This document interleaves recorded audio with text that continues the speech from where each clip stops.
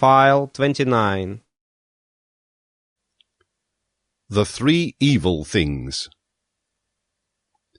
In my dream, in my last morning dream, I stood today on a promontory, beyond the world. I held a pair of scales and weighed the world.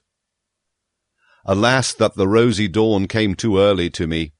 She glowed me awake, the jealous one. Jealous is she always of the glows of my morning dream. Measurable by him who hath time, weighable by a good weigher, attainable by strong pinions, divinable by divine nutcrackers, thus did my dream find the world. My dream, a bold sailor, half ship, half hurricane, silent as the butterfly, impatient as the falcon, how had it the patience and leisure today for world-weighing? Did my wisdom perhaps speak secretly to it, my laughing, wide-awake day-wisdom, which mocketh at all infinite worlds? For it saith, where force is, there becometh number the master. It hath more force. How confidently did my dream contemplate this finite world, not new-fangledly, not old-fangledly, not timidly, not entreatingly. As if a big round apple presented itself to my hand, a ripe golden apple with a coolly soft velvety skin. Thus did the world present itself unto me. As if a tree nodded unto me, a broad-branched, strong-willed tree, curved as a recline and a footstool for weary travellers. Thus did the world stand on my promontory. As if delicate hands carried a casket towards me, a casket open for the delectation of modest adoring eyes, thus did the world present itself before me today. Not riddle enough to scare human love from it, not solution enough to put to sleep human wisdom. A humanly good thing was the world to me today, of which such bad things are said. How I thank my morning dream that I thus at today's dawn weighed the world. As a humanly good thing did it come unto me, this dream and heart comforter. And that I may do the like by day, and imitate and copy its best, now will I put the three worst things on the scales, and weigh them humanly well. He who taught to bless taught also to curse. What are the three best cursed things in the world? These will I put on the scales. Voluptuousness, passion for power, and selfishness. These three things have hitherto been best cursed, and have been in worst and falsest repute. These three things will I weigh humanly well. Well, here is my promontory, and there is the sea. It rolleth hither unto me, shaggily and fawningly, the old, faithful, 100-headed dog-monster that I love. Well, here will I hold the scales over the weltering sea, and also a witness do I choose to look on, thee, the anchorite tree, thee, the strong-odoured, broad-arched tree that I love. On what bridge goeth the now to the hereafter? By what constraint doth the high stoop to the low? And what enjoineth even the higher still to grow upwards? Now stand the scales poised and at rest. 3 heavy questions have I thrown in, 3 heavy answers carrieth the other scale. Voluptuousness. Unto all hair-shirted despisers of the body, a sting and a stake, and cursed as the world by all backworldsmen. For it mocketh and befooleth all erring, misinferring teachers. Voluptuousness. To the rabble, the slow fire at which it is burnt, to all wormy wood, to all stinking rags, the prepared heat and stew furnace. Voluptuousness. To free hearts, a thing innocent and free, the garden happiness of the earth, all the future's thanks overflow to the present. Voluptuousness. Only to the withered a sweet poison. To the lion-willed, however, the great cordial and the reverently saved wine of wines. Voluptuousness. The great symbolic happiness of a higher happiness and highest hope. For to many is marriage promised, and more than marriage, to many that are more unknown to each other than man and woman, and who hath fully understood how unknown to each other are man and woman? Voluptuousness. But I will have hedges around my thoughts, and even around my words, lest swine and libertine should break into my gardens. Passion for power.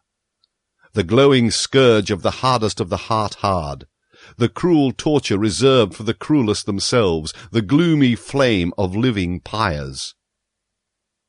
Passion for power. The wicked gadfly which is mounted on the vainest peoples, the scorner of all uncertain virtue, which rideth on every horse and on every pride. Passion for power. The earthquake which breaketh and upbreaketh all that is rotten and hollow, the rolling, rumbling, punitive demolisher of whited sepulchres, the flashing interrogative sign beside premature answers. Passion for power. Before whose glance man creepeth and croucheth and drudgeth, and becometh lower than the serpent and the swine, until at last great contempt crieth out of him. Passion for power. The terrible teacher of great contempt, which preacheth to their face to cities and empires, Away with thee! Until a voice crieth out of themselves, Away with me! Passion for power, which however mounteth alluringly even to the pure and lonesome, and up to self-satisfied elevations, glowing like a love that painteth purple felicities alluringly on earthly heavens. Passion for power. But who would call it passion when the height longeth to stoop for power? Verily nothing sick or diseased is there in such longing and descending. That the lonesome height may not forever remain lonesome and self-sufficing, that the mountains may come to the valleys and the winds of the heights to the plains. Oh, who could find the right praenomen and honouring name for such longing? Bestowing virtue. Thus did Zarathustra once name the unnameable. And then it happened also, and verily it happened for the first time, that his word blessed selfishness, the wholesome, healthy selfishness that springeth from the powerful soul. From the powerful soul to which the high body appertaineth, the handsome, triumphing, refreshing body around which everything becometh a mirror. The pliant, persuasive body, the dancer, whose symbol and epitome is the self-enjoying soul. Of such bodies and souls the self-enjoyment calleth itself virtue. With its words of good and bad doth such self-enjoyment shelter itself as with sacred groves. With the names of its happiness doth it banish from itself everything contemptible. Away from itself doth it banish everything cowardly. It saith, Bad, that is cowardly. Contemptible seems to it the ever-solicitous, the sighing, the complaining, and whoever pick up the most trifling advantage. It despiseth also all bitter-sweet wisdom. For verily there is also wisdom that bloometh in the dark, a night-shade wisdom, which ever sigheth, All is vain. Shy distrust is regarded by it as base, and every one who wanteth oaths instead of looks and hands, also all over-distrustful wisdom, for such is the mode of cowardly souls. Baser still it regardeth the obsequious doggish one, who immediately lieth on his back, the submissive one. And there is also wisdom that is submissive and doggish and pious and obsequious. Hateful to it altogether, and a loathing is he who will never defend himself, he who swalloweth down poisonous spittle and bad looks, the all-too-patient one, the all-endurer, the all-satisfied one. For that is the mode of slaves. Whether they be servile before gods and divine spurnings, or before men and stupid human opinions, At all kinds of slaves doth it spit, this blessed selfishness. Bad. Thus doth it call all that is spirit-broken and sordidly servile constrained, blinking eyes, depressed hearts, and the false submissive style which kisseth the broad cowardly lips. And spurious wisdom, so doth it call all the wit that slaves and hoary-headed and weary ones affect, and especially all the cunning, spurious-witted, curious-witted foolishness of priests. The spurious wise, however, all the priests, the world-weary, and those whose souls are of feminine and servile nature, oh, how hath their game all along abused selfishness! And precisely that was to be virtue, and was to be called virtue, to abuse selfishness. And selfless. So did they wish themselves with good reason, all those world-weary cowards and cross-spiders. But to all those cometh now the day, the change, the sword of judgment, the great noontide. Then shall many things be revealed. And he who proclaimeth the ego wholesome and holy, and selfishness blessed, verily he, the prognosticator, speaketh also what he knoweth. Behold, it cometh, it is night, the great noontide. Thus spoke Zarathustra. The Spirit of Gravity. My mouthpiece is of the people. Too coarsely and cordially do I talk for Angora rabbits, and still stranger soundeth my word unto all inkfish and pen-foxes. My hand is a fool's hand. Woe unto all tables and walls, and whatever hath room for fool's sketching, fool's scrawling. My foot is a horse foot. Therewith do I trample and trot over stick and stone, in the fields up and down, and am bedevilled with delight in all fast racing. My stomach is surely an eagle's stomach, for it preferreth lamb's flesh.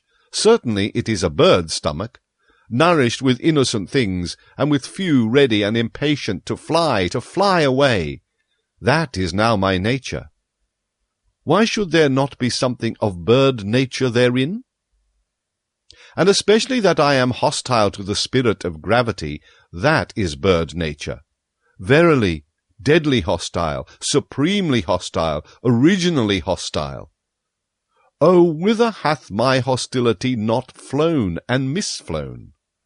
Therefore could I sing a song, and will sing it, though I be alone in an empty house, and must sing it through my own ears. Therefore could I sing a song, and will sing it, though I be alone in an empty house, and must sing it to my own ears. Other singers are there, to be sure, to whom only the full house maketh the voice soft, the hand eloquent, the eye expressive, the heart wakeful. Those do I not resemble. He who one day teacheth men to fly will have shifted all landmarks. To him will all landmarks themselves fly into the air. The earth will he christen anew as the light body. The ostrich runneth faster than the fastest horse, but it also thrusteth its head heavily into the heavy earth. Thus is it with the man who cannot yet fly. Heavy unto him are earth and life, and so willeth the spirit of gravity. But he who would become light and be a bird must love himself. Thus do I teach. Not to be sure with the love of the side and affected, for with them stinketh even self-love. One must learn to love oneself, thus do I teach, with a wholesome and healthy love, that one may endure to be with oneself and not go roving about. Such roving about christeneth itself brotherly love. With these words hath there hitherto been the best lying and dissembling, and especially by those who have been burdensome to every one. And verily, it is no commandment for today and tomorrow to learn to love oneself. Rather is it of all arts the finest, subtlest, last, and patientest. For to its possessor is all possession well concealed, and of all treasure pits one's own is last excavated. So causeth the spirit of gravity. Almost in the cradle are we apportioned with heavy words and worths, good and evil, so calleth itself this dowry. For the sake of it we are forgiven for living. And therefore suffereth one little children to come unto one, to forbid them betimes to love themselves, so causeth the spirit of gravity. And we bear loyally what is apportioned to us, on hard shoulders, over rugged mountains. And when we sweat, then do people say to us, Yea, life is hard to bear. But man himself only is hard to bear. The reason thereof is that he carrieth too much extraneous things on his shoulders. Like the camel kneeleth he down, and letteth himself be well laden. Especially the strong load-bearing man, in whom reverence resideth. Too many extraneous heavy words and worths loaded he upon himself. Then seemeth life to him a desert. And verily, many a thing also that is our own is hard to bear, and many internal things in man are like the oyster, repulsive and slippery and hard to grasp. So that an elegant shell, with elegant adornment, must plead for them. But this art also must one learn, to have a shell and a fine appearance and sagacious blindness. Again it deceiveth about many things in man, that many a shell is poor and pitiable, and too much of a shell. Much concealed goodness and power is never dreamt of. The choicest dainties find no tasters. Women know that, the choicest of them. A little fatter, a little leaner. Oh, how much fate is in so little! Man is difficult to discover, and unto himself most difficult of all. Often lieth the spirit concerning the soul. So causeth the spirit of gravity. He, however, hath discovered himself who saith, This is my good and evil. Therewith hath he silenced the mole and the dwarf, who say, Good for all, evil for all. Verily, neither do I like those who call everything good, and this world the best of all. Those do I call the all-satisfied. All-satisfiedness, which knoweth how to taste everything, that is not the best taste. I honour the refractory, fastidious tongues and stomachs, which have learnt to say I, and yea, and nay. To chew and digest everything, however, that is the genuine swine nature. Ever to say yea, that hath only the ass learned, and those like it. Deep yellow and hot red, so wanteth my taste, it mixeth blood with all colours. He, however, who whitewasheth his house, betrayeth unto me a whitewashed soul. With mummies some fall in love, others with phantoms, both alike hostile to all flesh and blood. Oh, how repugnant are both to my taste! For I love blood. And there will I not reside and abide where every one spitteth and speweth. That is now my taste. Rather would I live amongst thieves and perjurers. Nobody carrieth gold in his mouth. Still more repugnant unto me, however, are all lick-spittles, and the most repugnant animal of man that I found did I christen parasite. It would not love, and would yet live by love. Unhappy do I call all those who have only one choice, either to become evil beasts or evil beast tamers. Amongst such would I not build my tabernacle. Unhappy do I also call those who have ever to wait. They are repugnant to my taste. All the toll-gatherers and traders and kings and other land-keepers and shopkeepers. Verily I learned waiting also, and thoroughly so, but only waiting for myself. And above all did I learn standing and walking and running and leaping and climbing and dancing. This, however, is my teaching. He who wisheth one day to fly must first learn standing and walking and running and climbing and dancing. One doth not fly into flying. With rope ladders learned I to reach many a window. With nimble legs did I climb high masts. To sit on high masts of perception seemed to me no small bliss. To flicker like small flames on high masts, a small light certainly, but a great comfort to cast-away sailors and shipwrecked ones. By divers ways and wendings did I arrive at my truth. Not by one ladder did I mount to the height where mine eye roveth into my remoteness. And unwillingly only did I ask my way.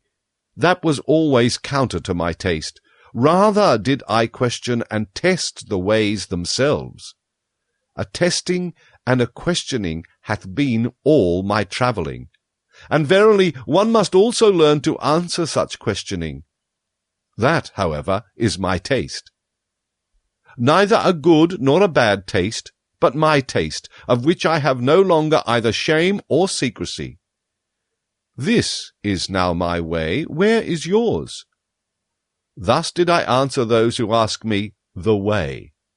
For the way, it doth not exist. Thus spoke Zarathustra.